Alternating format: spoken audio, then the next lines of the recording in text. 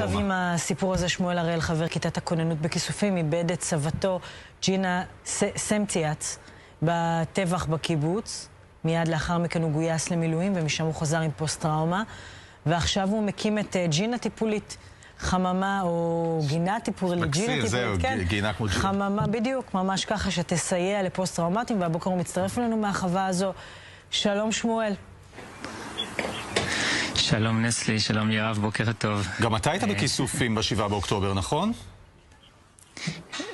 זהו, לא הייתי בכיסופים ב7 לאוקטובר, הגעתי למחרת, ובמשך כל החודשים שאחרי בעצם הייתי בכיסופים בכיתת כוננות. זה חלק מהפוסט-טראומה, זה גם האשמה על שלא היית שם באותו יום. לא הייתי ולא הגעתי. תגיד, מתי הבנת שאתה פוסט-טראומטי? מתי? איך? מאוחר מדי. אם אפשר לחזור רגע אחורה, אז בעצם הייתי בכיתת כוננות עד יוני, שמרנו על הקיבוץ, ובעצם אז חזרתי ליחידה האורגנית שלי בהנדסה קרבית, ונכנסנו לעזה.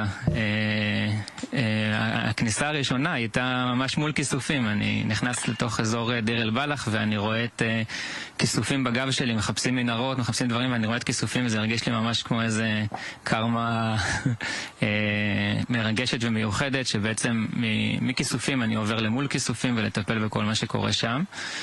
ואחרי זה יצאנו הביתה, אני מנסה לחזור לעבודה, יש לי חברה שבעצם די לא עובדת כרגע, ואני רואה שאני לא כל כך מצליח, לא מרוכז, לא דברים, אבל עד שאני מתחיל לנסות לטפל בעצמי כבר, אני מגויס ללבנון, ושהיינו שם חודשיים, וכשאני משתחרר בעצם אני חוזר הביתה ולא מפסיק לריב עם אשתי, ולא מפסיק להתעצבן על הילדים, ולהיות אדם שלא הייתי קודם, ובהתחלה אמרתי, טוב, אולי זה כאילו טבעי, לא הייתי הרבה זמן בבית, אבל לאט לאט גיליתי שאני שוכח מילים, שאני שוכח דברים, ויום אחד אשתי אמרה לי, רחל, אתה צריך או שתיקח את עצמך לטיפול, או שאני אקח אותך לטיפול.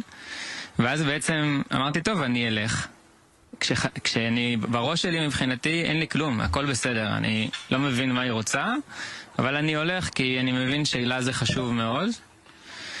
ותוך כדי שאני מגיע פה לחוות החוסן יעלים שבעין יעל, שהוקמה על ידי אגף השיקום יחד עם הקרן לירושלים, אני פתאום מבין אני פתאום, מתוך השיחות והדברים, אני פתאום מתחילים לעלות לי כל מיני זיכרונות. כשפתאום אני נזכר שסבתא נרצחה, סבתא ג'ינה, ואני מבין שלא זכרתי את זה. בראש שלי זה לא היה קיים כמו עוד הרבה אירועים שלא זכרתי, ואז אני מתחיל להבין שבעצם אני כנראה פוסט-טראומטי, ואז מקבל אישוש מהפסיכיאטר ומתקדם הלאה. תגיד, מעניין אותי לדעת, אשתך היא זו שהציבה את המראה, זה טבעי, מאוד מאוד קרובה, אבל במסגרת כל הסבבי לחימה שעשית, במסגרת חוויות העיבוד ופסיכיאטרים שרואים אתכם וקב"נים, אף אחד לא הרים לך דגל? אף אחד לא אמר לך, בוא נבדוק רגע מה איתך? לא, אני באתי מהכיתת כוננות עם המון ג'וקים של, נגיד, ראיתי שאין רחפנים ליחידה, אז עזרתי לקנות, ואפילו קניתי מהכסף שלי כי לא הביאו לנו. הייתי מאוד אדוק על השמירה על עצמנו ועל הכל, ולא שמתי לב שזה מגיע ממקום של פוסט-טראומה או מתיישב על זה. כן, בלבנון, אני הייתי מפקד מחלקה, והיום, כשאני מסתכל אחורה, אני מסתכל כמה התפקוד שלי היה מאוד מאוד קיצוני, מאוד ניסיתי לשמור על החיילים ושיחזרו הביתה והכל, ובעצם במידה מסוימת אולי זה פגע קצת בלכידות המחלקתית שהתגברנו עליה אחר כך. כן. אבל לא, הייתי מאוד פעיל. אז שמואל, ספר לנו על הג'ינה. על הג'ינה. זהו, אז אני נמצא פה בחווה הזאת, ופתאום אני רואה את החממה שמאחורינו. היא הייתה עוד יותר בנויה, ממש ישנה וממש לא בשימוש.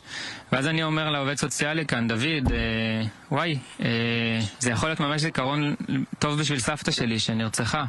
היה לה חממה בכיסופים וגינה, וזה כאילו התחבר לי עם הזיכרון שמחדש נזכרתי באמת שהיא נרצחה. והוא אישר את זה. ובעצם התחלתי לחשוב על זה, אבל זה לא היה בראש מעיניי, זה היה כזה מין איזשהו רעיון כזה שאחר כך אני ממשיך לטפל בעצמי.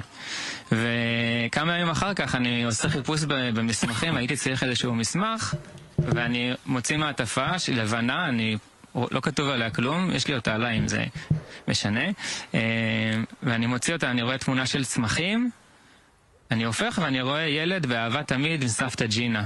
וואו. היא כתבה גינה, לא ג'ינה. כן. וככה זה נולד, ובאותו רגע זה פשוט נולד.